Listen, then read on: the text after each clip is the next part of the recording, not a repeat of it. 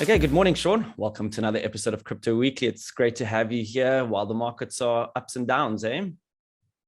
Morning, Bobby. Oh yeah, I think it's about time that we're actually talking on the podcast with the market coming down a little bit. It's been a few weeks of like, oh, the market's up another 10%, market's up another 10%. Yeah. But yeah, we stand today with Bitcoin, what, $41,900. Yeah. So it has been a pretty brutal week in Yeah. crypto. I think it hit 40,000 and it kind of hit its little support there and bounced back, but nothing's looking too secure at the moment. I mean, even the stock markets are looking quite shaky. Everything down, S&P's down. I think they haven't seen this kind of downward trends in quite a while now, because they've just been on this massive bull run, obviously with, all the money printing and all the fiscals and monetary policies happening in the US. So I don't know if you want to just touch on that as well, because there's a lot of that Evergrande story flying around what's happening in China and the effect that that's having on the stock markets. Yes, I mean, this Evergrande story is massive. I mean, you essentially have this really big property company that apparently makes up about 2% of China's GDP, that has $300 billion worth of debt, that is 100 times more than Eskom, and they're now not able to repay this debt. So China's having to, or the Chinese government's having to step in to deal with this. But the contagion or the sort of economic fallout that could occur from this is along the lines of what potentially could be something comparable to the likes of Lehman Brothers. Depends how you say Lehman. I always say Lehman Brothers, but it's Lehman Brothers, the American. Yeah, I'm not sure either. Yeah, well, I mean, technically when you spell it, it's Leh. But anyway, like that's a separate point entirely. So like that entire debacle, it's a serious thing, right? And that's caused Chinese stocks to sell off. I mean, we can go down a very deep rabbit hole talking about what exactly has actually caused this. Yeah. But the very high level overview is that the Chinese government has been, just like many other governments, actually wanting to get a lot of people on the property ladder. So what they've been saying is essentially there's these caps that you can charge on new home purchases for developers. You have various subsidies in place and all the rest, but there's quite a process to go and obtain these subsidies as a developer. And now you've got this really big company that's had to abide by all these laws and now is not able to actually continue to function and is going to default, if not already has defaulted on a lot of the interest payments due. So what does the ripple effect look like? Because a little $1 billion miss here, $1 billion miss here, starts impacting banks around the world, various financial institutions. In some way, shape, or form, you definitely have various funds in South Africa that will be exposed to this. And this is essentially the 2008, 2009 financial collapse kind of starting all over again. Well, that's the risk. But the beauty, the good news here is that you do have China that can just step in and say, listen, this stops now. And that seems to be what they're doing. Yeah, that's quite interesting. And that's a lot of the topic, that's floating around. But it's so interesting that, for the last, I don't know how many years, let's say 10, 15 years, the Chinese market just felt invincible. It would just like keep going and going and going. And it feels now that for the last, I don't know, let's say about a year, 2021 has kind of been very interesting for China, because they've, the government's coming in and putting down regulations. They're trying to stop the Googles and the Amazons, the Chinese versions of them happening. And now we've got this. So it's like an interesting time. And, when you think about, where we as investors and people that are trying to, store our wealth and all of that, and, you look on the other side of the coin and you see this crypto kind of disruption happening. So you see the stock markets are kind of like, is this still a safe place? What's actually happening, the disruption that's happening. You look at the crypto space, and then you look at like, and another topic I wanted to talk about was how the SEC are kind of coming down on Coinbase and all of that. Coinbase have turned around and said they're not going to be launching their lend product anymore. And so it's just interesting how we see that the stock markets are not very stable almost. And the crypto space is trying to say, well, here's a better way to do it, but they're trying to stop it because they're trying to protect the banks, whatever. So I'm going to stop rattling on. I want to kind of hear your view on all of this. Yeah, so you brought up a good point there, which is to sort of say, well, how does this impact this, and what does this correlation look like between them? Exactly. And fortunately or unfortunately, all the markets are connected, right? When people are feeling really bullish or excited or positive about the future, markets are generally going up. And that'll be crypto markets, there'll be stock markets, bond markets in some respects as well are increasing. Certainly issuance for new bonds are increasing. I mean, that's getting into the financial weeds here, but that's really what happens. Now you're in a position where it's, oh gosh, like look what's happening in China.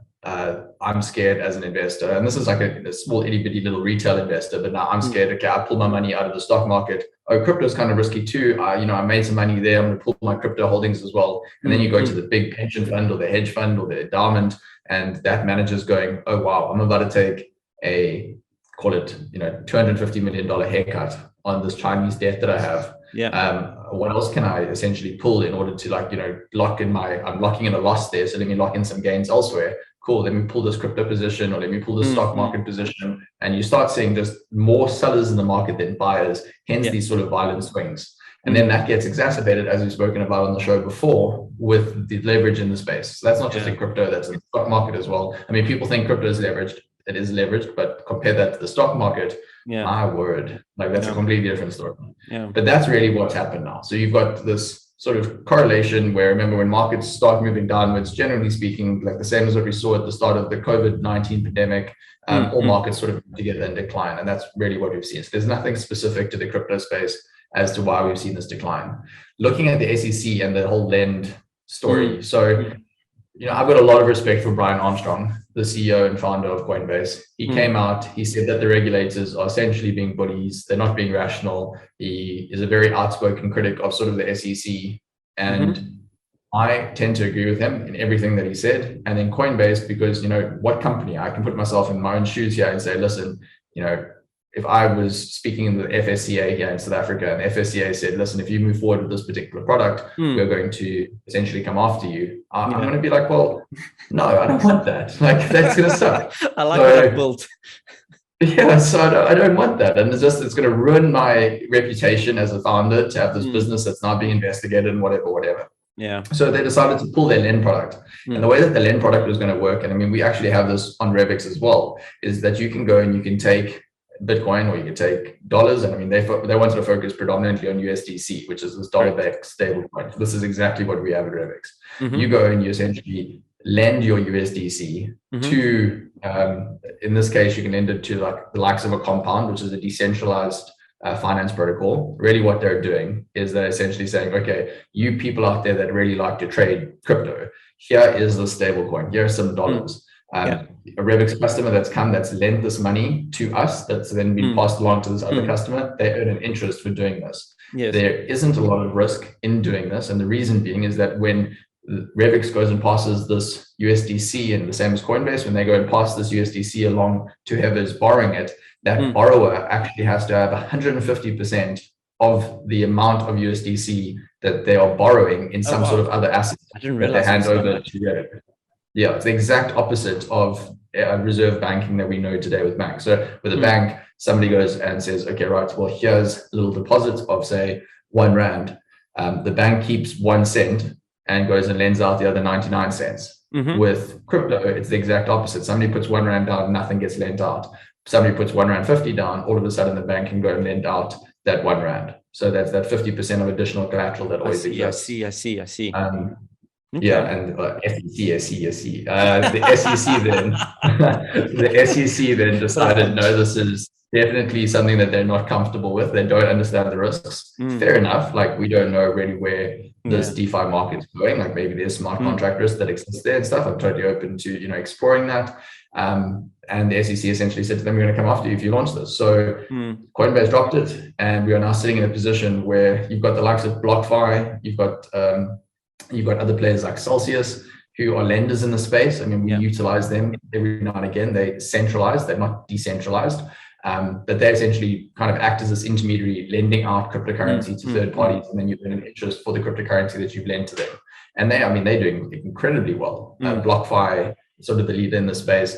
I mean, I don't know what sort of assets under management they have, but it must be getting close to that $100 billion mark. So they're doing very, very well for themselves. Yeah, they've been adding different tokens on as well over the time. So yeah, it's very interesting. So one of the things that, can you just in a very layman's term explain what a security is? Because I think that's what the SEC are trying to label cryptocurrencies and stablecoins. So the US is very different to other regions when it comes to defining what a security is. So in the US, they've used case law and sort of precedent to be able to say, what is a security? And there was this Howey test that they have performed, which is with all due respect to the US, and it's a really smart nation. Why are you using this ridiculous sort of method?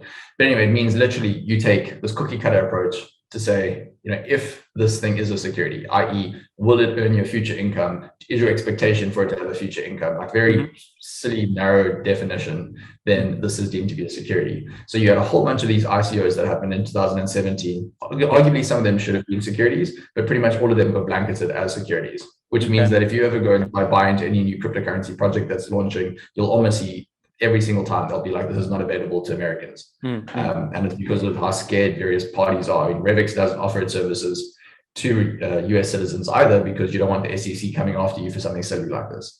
So that's the US. If you start looking at Europe and South Africa, the definition of a security is also lacking, but we've also got some sort of a case law approach. But if you look at Europe, Europe is more nuanced. It's actually up to each of the state sort of monetary policy authorities and security regulation bodies to sort of define what a security is. So France will treat a particular cryptocurrency differently to, say, Germany, to somewhere else.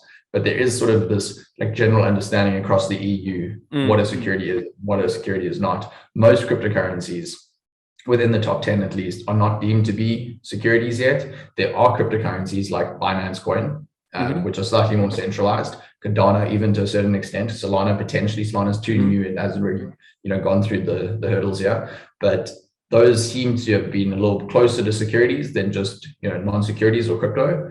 And I mean, ultimately, the space, I think there's still a lot of legal discussion and discourse that needs to occur around it, because the definition of a security is completely changed. Like, here's a crazy idea, like completely off topic, but this is sort of what regulators, and I was actually on a regulatory panel 2 days ago in the EU, just listening to what the regulators are saying there.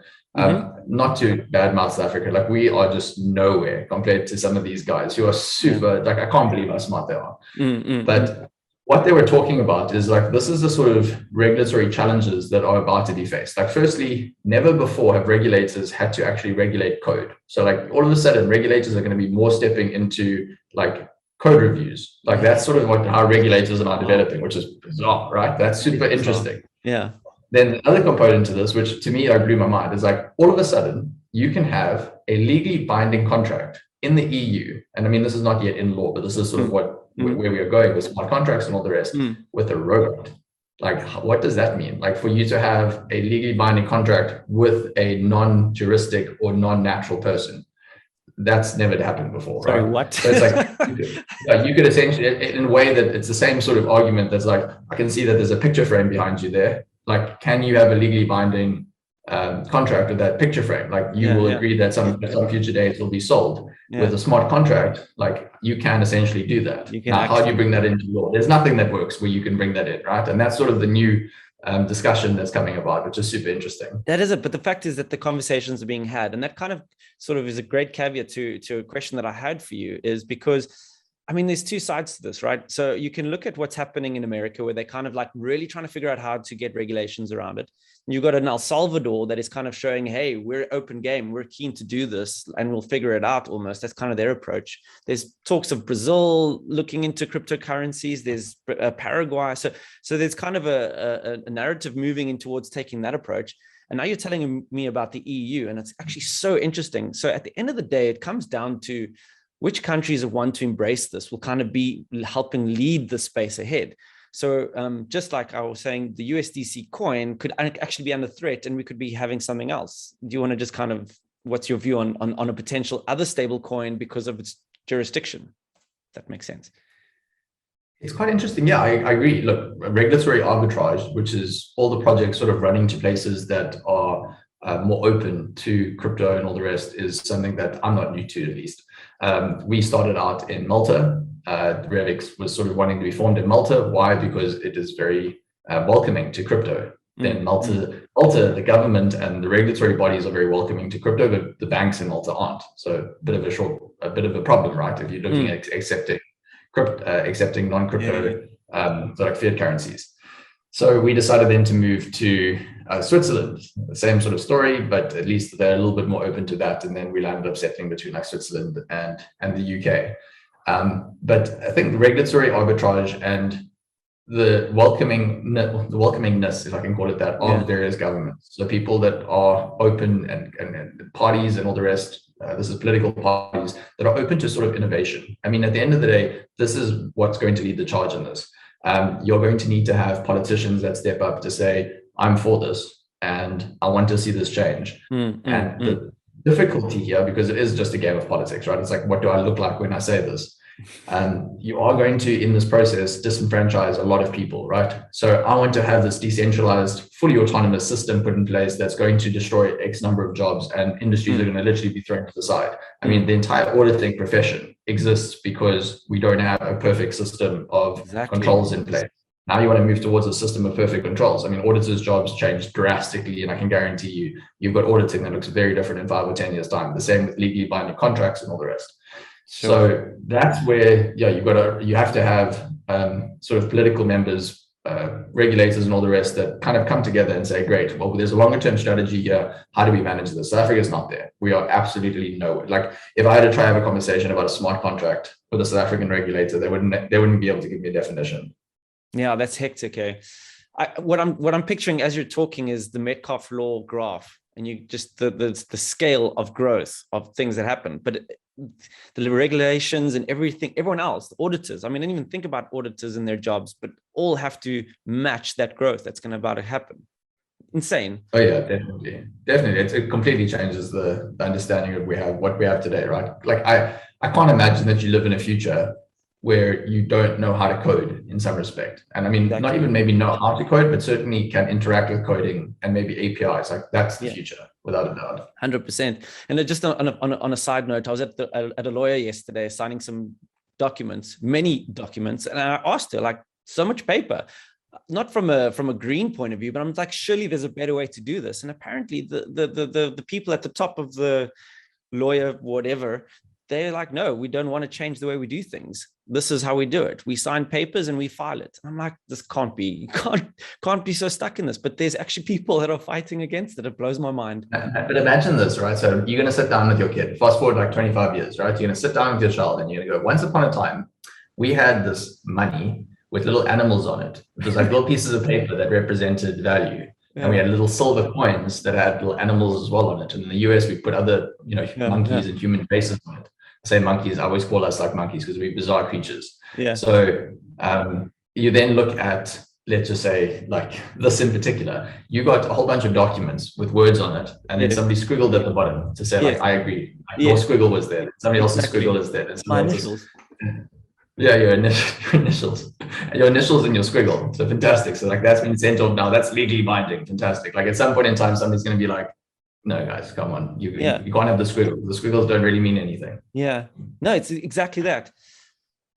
I feel like we could carry on every week. I feel the same way. This could carry on, but I hope it wasn't too heavy for our viewers. That was amazing. I think it's some of the conversations that need to be had. Like you said, you're in these regulatory meetings and stuff, and I'm sure these are the conversations that have been had. So if people are watching this and they help that conversation come to the fore, then we're winning something, I hope.